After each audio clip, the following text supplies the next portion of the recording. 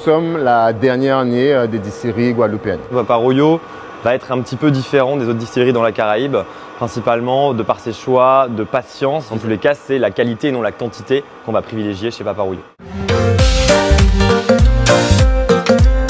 L'histoire de Papa Royo et de notre famille, c'est que effectivement, Papa Royo est un planteur qui naît dans les années 1900. Il plante de la canne pendant 60 ans sur ces terres du Moule. Sa famille, en fait, doit se battre pendant 17 ans par la suite pour pouvoir avoir le droit de racheter ces terres. Mon père, par la suite, a repris les terres. Donc, l'origine du projet vient de là. Aujourd'hui, 102 ans après, on produit du rhum sur ces terres du Moule qui appartenait donc à mon aïeul.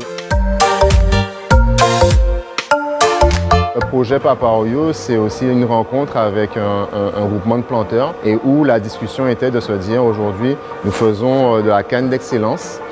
Comment valoriser cette canne du début à la fin du processus en transformant nos produits. On cultive 3 types de cannes. On cultive la canne bleue, qui est une canne barbadienne, la canne rouge, canne réunionnaise, et une plus petite variété qui est la canne matos, une toute petite variété de canne guadeloupéenne. Aujourd'hui, on est les seuls à utiliser des alambics de cette sorte dans les Antilles françaises. Ce sont des alambics qu'on appelle alambics charentais.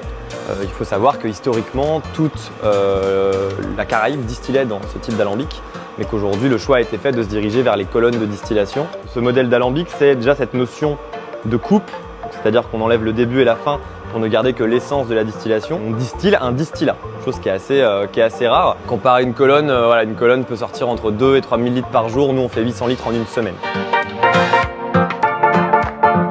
On a entamé depuis quelques mois la conversion vers l'agriculture biologique. On a même des idées, des projets d'aller plus loin encore et peut-être de se diriger doucement vers la biodynamique et l'étape suivante de l'agriculture biologique.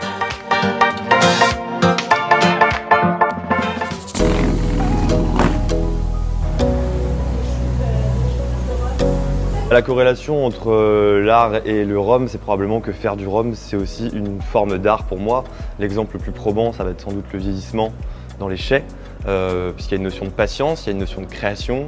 Quand on fait des assemblages, c'est quasi artistique aussi, dans la façon dont on va aborder l'olfaction, l'aromatique. Donc il y a une vraie notion de capter les sens en fait, quoi. Ce que fait aussi un artiste, que ce soit un peintre ou un musicien. On salue le CTIG pour l'initiative qu'ils ont pris de refaire découvrir la ville de Pointe-à-Pitre à travers la visibilité d'artistes guadeloupéens et à travers la visibilité aussi des distilleries guadeloupéennes. Donc c'est une mise en avant du terroir guadeloupéen dans le sens large du terme, autant pour la partie artistique, autant pour la partie gustative et terroir du rhum.